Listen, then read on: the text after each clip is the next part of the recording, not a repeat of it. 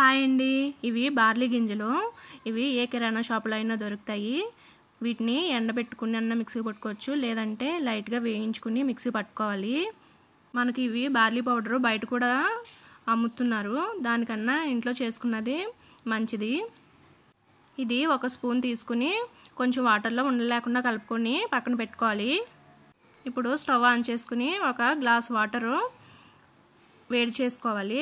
ఆ వేడైన వాటర్లో ఈ కలుపుకున్న బార్లీ పౌడర్ వాటర్ని ఇందులో వేసుకోవాలి. ఇలా వేసుకుంటే ఉండగట్టకుండా ఉంటుంది.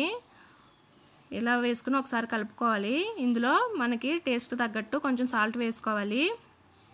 సాల్ట్ వేసుకుని ఇలా 2 పొంగులు వచ్చే వరకు మరిగించుకుంటే సరిపోతుంది. స్టవ్ ఆఫ్ చేసుకోవచ్చు. తర్వాత ఇది చల్లారిన తర్వాత ఇందులో కొంచెం మజ్జిగ వేసుకుని బాగా తరుపుకోవాలి. తరుపుకున్న తర్వాత మీకు కావాలంటే కొంచెం లెమన్ జ్యూస్ కలుపుకుని తాగితే మంచిది.